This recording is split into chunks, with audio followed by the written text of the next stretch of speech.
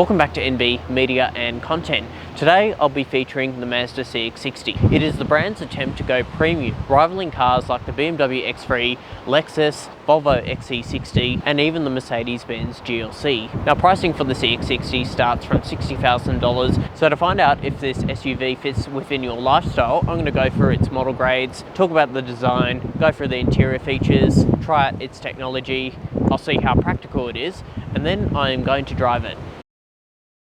Hi, my name is Nick. If you get value out of my content, please give it a like, share and subscribe. Now let's talk about the CX-60's model grades. There are 3 variants to choose from, the entry level, GT and the Azami, and they all come in all-wheel drive form. You have 2 inline 6 cylinders, 1 petrol and a diesel, and a 4-cylinder petrol plug-in hybrid. Today I'll be featuring the inline 6 cylinder in the Azami grade, and of course I would like to thank Mosfell Mazda, who have allowed me to film their CX-60 demonstrator. If you would like to get in contact with them on your next car purchase, they are located in the Southern Highlands, and I've linked their details in the description below. Let's talk about the design of the CX-60. So in terms of size, it fits in between a CX-5 and a CX-8, and I really like how this car looks. Very elegant and premium looking.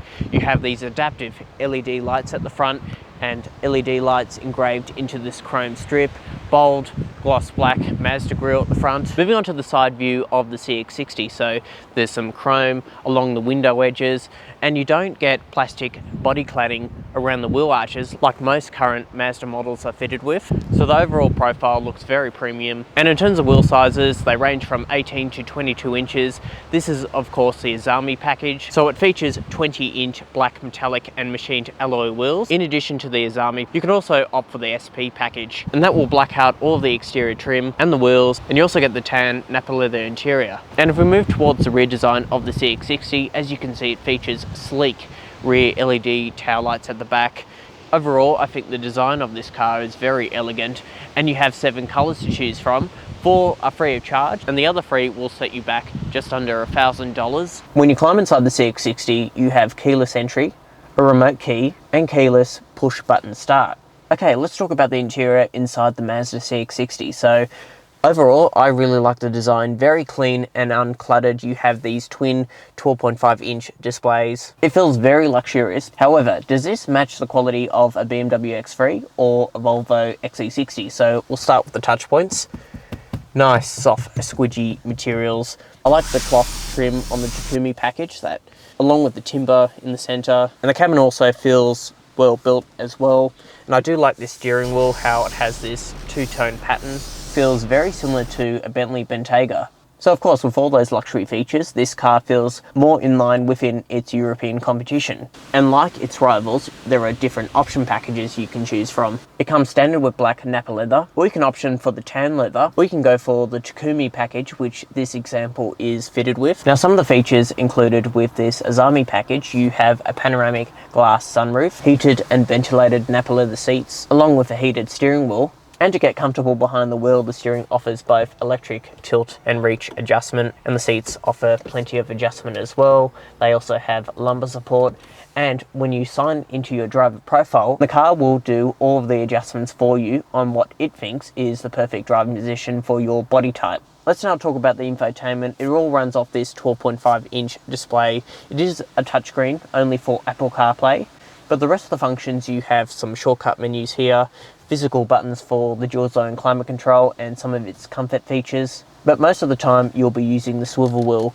and overall it is very easy to use. Now some of the features of the infotainment include AM, FM and DAB, along with wireless Apple CarPlay and Android Auto. And if I show you the screen on Apple CarPlay, as you can see, it takes up the full screen, looks really impressive. And you've also got smartphone mirroring and full Bluetooth connectivity, along with voice control. And for music, a 12-speaker Bose sound system.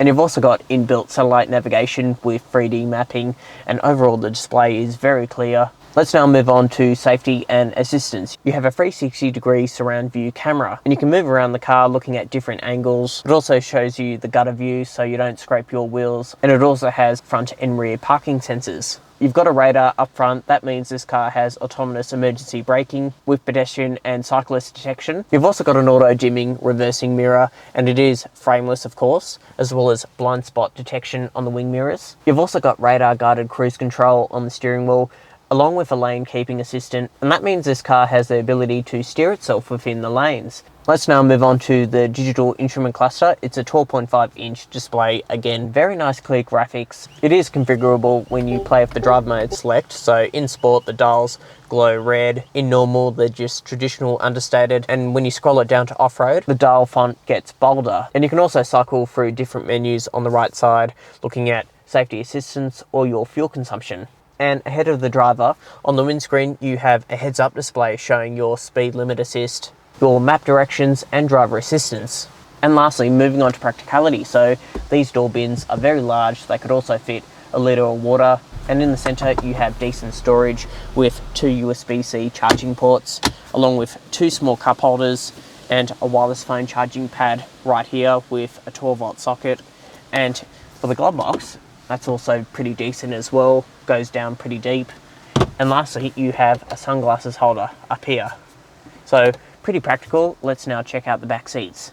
Moving on to the back seats, I'm a full-size adult and I've got the driver's seat set in my position, and I've still got good knee room, toe room and good headroom considering this has a panoramic glass sunroof. And if I climb into the middle seat, I've still got good knee room and really good headroom, as well as decent toe room as well. And you still get the luxury materials like what you get in the front row, so you still have the nice timber, the nice material here and the nice Nappa leather. And in terms of key features, you have heated seats on these 2 outboard seats using the controls here, along with air conditioning vents, 2 USB-C fast charging ports and an AC power outlet, and rear mat pockets behind these seats, a fold down armrest with 2 small cup holders and large bottle holders on the side bins, as well as additional storage. And lastly, for baby seats, these 2 outboard seats have ISO fixed points, and right behind me, 3 top tether points. Moving on to boot space, so across the range, the CX-60 receives a power tailgate as standard. So there's 477 litres of overall boot capacity, which is already more than the CX-5, which has 437. And as you can see, it has a nice wide opening, a nice flat floor that will make it easy loading items into the boot. And other key features I see some tie-down hooks, a 12-volt socket, additional storage on the left side here, and for petrol and diesel models, a space saver spare tyre, whereas the plug-in hybrid gets run flat tyres. You can also drop the second row using the levers here, and that makes it very spacious at the back. And you can also fold this centre down if you are carrying some skis. So for a mid-sized SUV, it's pretty spacious and practical.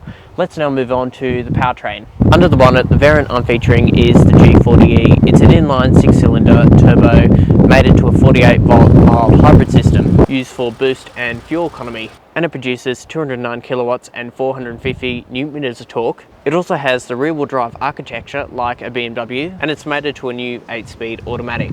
Okay, behind the wheel of the new Mazda CX-60, so let's start with parking. It doesn't feel like a large car to manoeuvre. You've got good all-round visibility, large wing mirrors, and the steering is nice and light. And that's easy to do. And you've also got a good turning circle. Let's just test that. That seems easy. The steering is nice and light, and to do U-turns around the city, it's got a good turning circle as well.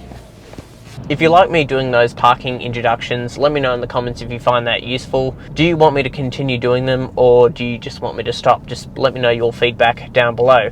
Now, driving impressions around town. I've currently got the car in normal, with the normal suspension setting, and it soaks up the bumps really well. And that's what I love about driving in the Southern Highlands. Wingecarribee Council have provided this perfect facility to test potholes and broken bits of road. This is a really smooth gearbox. It isn't a torque converter gearbox. Around town it's not jerky, and it shifts pretty much instantly. Steering is, again, nice and light. The suspension is doing a great job soaking up the terrible roads. As I mentioned, this is rear-wheel drive based, but it's an all-wheel drive setup, whereas previous Mazdas like a CX-5 are front-wheel drive based with an all-wheel drive setup. So already I can feel the steering has gotten heavier. So we'll just test its acceleration. So it definitely picks up speed, and it makes a really good soundtrack as well. And in terms of driving dynamics, I do believe this car was set up to be more comfortable rather than a sporty competitor. However, it still feels very agile around the corners, so it does have good steering. You do have a sense of where the car's going in terms of direction.